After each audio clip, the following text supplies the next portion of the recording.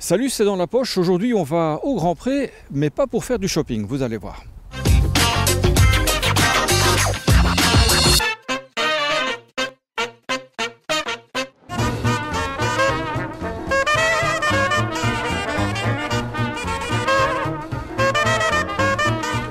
Alors la semaine dernière, on vous présentait le projet Recyclard de récupération de chaussettes orphelines pour en faire ceci, des habits pour les acteurs du doudou. Madame Lomoro, apparemment l'été sera chaud. Hein. Oui, l'été sera chaud cette année pour les acteurs du doudou, puisqu'on s'est focalisé uniquement sur les hauts et les couvre-chefs. Bon, à part ça, contente du résultat? Oui, on est satisfaite du résultat parce qu'on ne s'imagine pas du tout à obtenir un résultat pareil avec des chaussettes. On rappelle pourquoi tout ce projet est fait? Alors tout ceci va être offert à l'ASBL Inclusion lors de la journée de la trisomie 21 qui est le 21 mars.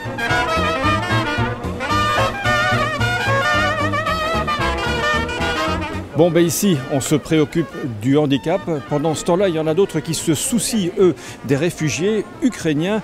Et c'est au nursing de Mons que ça se passe. Je suis née en Ukraine, d'accord, j'ai vécu là-bas 14 ans et par la suite j'ai déménagé ici en Belgique avec ma maman. J'ai toute ma famille, en fait, mes grands-parents, mes oncles, mes tantes, donc toute la famille, les amis, encore, il n'y a que ma maman qui est par ici. Pour l'instant, ils se portent bien, il n'y a pas trop de, on va dire, danger pour la vie actuellement. L'histoire d'Anna, c'est celle de milliers d'autres Ukrainiens et Ukrainiennes séparés de leur famille par la guerre. Une histoire qui a touché toute l'équipe éducative de cette école provinciale et particulièrement son ancien professeur de sciences sociales. Je me suis dit qu'en tant que professeur au nursing, on ne pouvait pas passer à côté de ce soutien. Donc j'ai contacté mes élèves pendant les vacances, l'équipe de prévention, donc la team prévention, qui tout de suite a démarré au quart de tour.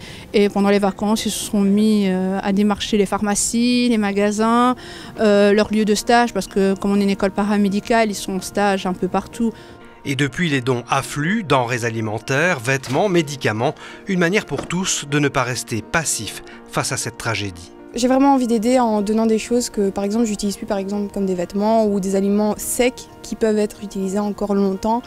Et si possible, accueillir quelqu'un s'il y a besoin, quoi. Il faut savoir que les premiers jours, voilà, j'avais une boule au ventre, je n'arrivais pas à dormir. Et voilà, depuis qu'on a organisé les récoltes, que ce soit ici à l'école ou dans notre commune, je me sens utile. Des dons qui seront acheminés via l'ambassade d'Ukraine à Bruxelles vers les pays frontaliers de l'Ukraine, là où se trouve le plus grand nombre de réfugiés.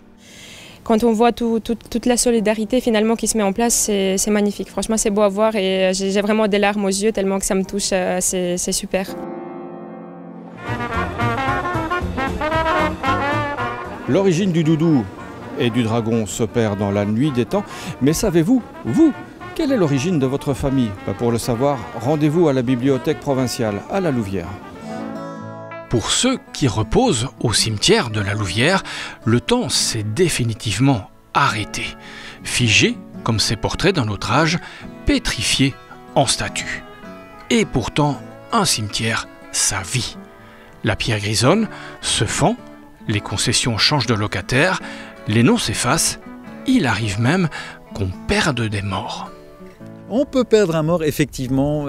C'est justement là que le rôle des archives de la Louvière est important, parce que la mémoire est très fragile. Et donc la mémoire dépend de ce qu'on va préserver comme traces. Ça peut être le registre des fossoyeurs, ça peut être aussi les petits plombs qui sont attachés à chaque sépulture, avec la date, l'année d'inhumation et un numéro, en lien avec un plan ou avec le registre du fossoyeur. Ça, il faut bien le préserver. Et c'est tout le travail qui est mené justement par les archives. Les registres des fossoyeurs sont préservés, par exemple, pour garder la mémoire aussi de certaines sépultures. L'importance des familles est essentielle. La famille, c'est l'une des raisons qui a conduit la bibliothèque provinciale de La Louvière à organiser cette visite. Eh bien, la bibliothèque provinciale se trouve aujourd'hui dans un cimetière parce qu'il se fait que les archives de la ville publient des ouvrages, viennent d'en sortir un consacré au patrimoine funéraire historique. Et puis nous sommes ici dans un cimetière, lieu familial par excellence, et il se fait que la bibliothèque de La Louvière démarre un projet consacré à la famille, projet famille comme on l'a intitulé, projet qui s'articule autour d'un ouvrage de Mario de Muraille. Alors ce livre, qu'est-ce qu'il nous raconte ? Il raconte l'histoire de Marie-Aude Muraille qui doit vider la maison de ses parents et qui tombe sur une petite boîte en carton qui rassemble tous les souvenirs de sa famille. Pourquoi vous avez choisi, vous, le thème de la famille ? Parce que notre objectif était double. Dans un premier temps, c'était de montrer que chacun d'entre nous est le résultat de rencontres, de hasards, de cicatrices, d'héritages, et que nous sommes une construction à la fois de toutes les personnes qui constituent notre famille, et puis que chaque famille elle-même, en se construisant, elle construit l'histoire avec un grand H, et que donc on est au final une aventure collective. Du cimetière, passons à l'hospice. Nous sommes à Bois-du-Luc, c'est là que sont entreposées les archives de la ville et du CPS de la Louvière. Des kilomètres de documents publics, mais pas seulement. L'idée dans ce dépôt qui est fondamentalement un centre d'archives publiques, c'est d'y associer l'apport des citoyens par le biais de fonds privés. On a un tourne-disque qui permet de numériser. Voilà, donc les archives complètent de différentes manières ce qu'on va retrouver chez soi ou dans l'environnement, à savoir les cimetières. Tout comme Marie-Aude Muraille, Martine s'efforce de remonter le fil de la mémoire familiale. Qu'est-ce qui vous intéresse là-dedans ? Connaître le passé, et je pense que ça doit être un peu une histoire de famille, parce que papa, avant son décès, avait écrit un livre à usage familial, l'histoire de la famille, et donc j'ai commencé à tirer ces ficelles-là, et puis je suis partie plus loin. Théâtre de la Louvière, l'ancien théâtre de la Louvière. Les archives doivent vraiment être attentifs à leur bonne préservation, puisque c'est un peu comme les personnes, c'est souvent quand elles ont disparu qu'on se rend compte qu'elles étaient importantes. C'est clair, c'est vraiment le cas. Donc on est attentif aussi, évidemment, à la gestion de tout ce qu'on reçoit des services de l'administration, mais on est attentif à tout ce qui est en danger. Et donc si on reprend l'exemple des fonds privés, les clubs sportifs, les associations, les sociétés de Gilles, par exemple. Voilà, ça c'est un patrimoine, mais les archives sont conservées par un président, par un secrétaire, oui, et après. Ça, c'est tout le cursus des enfants. Donc l'idée, c'est de préserver tout ça, et éviter, en travaillant en collaboration avec les citoyens, que, par exemple, des photos de famille se retrouvent sur une brocante, ce qui signifie souvent une seconde mort pour les personnes. Je les connais parce que c'est mon frère.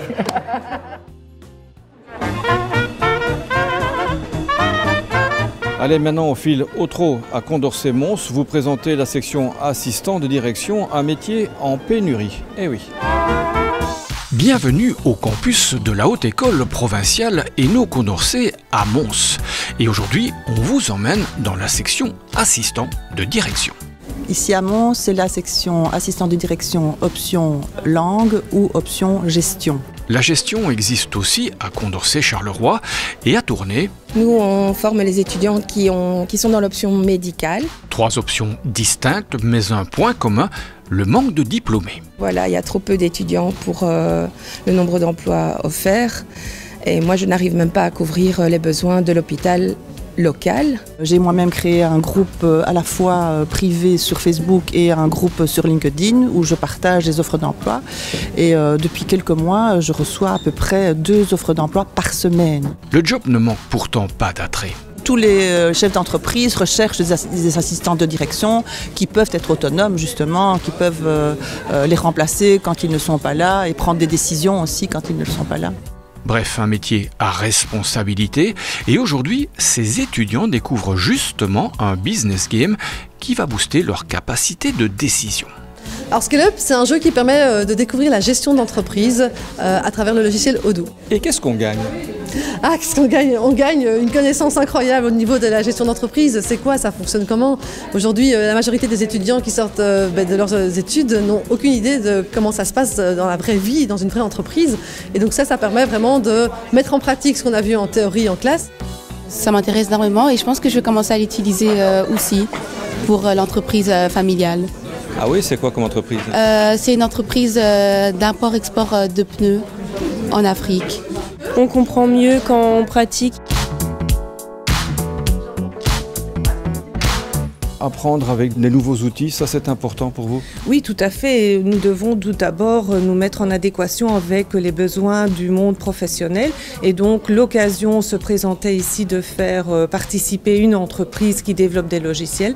Et je pense que c'est une opportunité qu'on doit saisir tous les jours, quelle que soit la section dans laquelle nous travaillons finalement, que ce soit ici en section assistante direction, en comptabilité, en marketing ou en assurance, ou encore même dans la section informatique, et là on travaille plutôt avec Google ou Microsoft. On vendait des bureaux en bois, vous avez réussi à en vendre un? Oui, 10.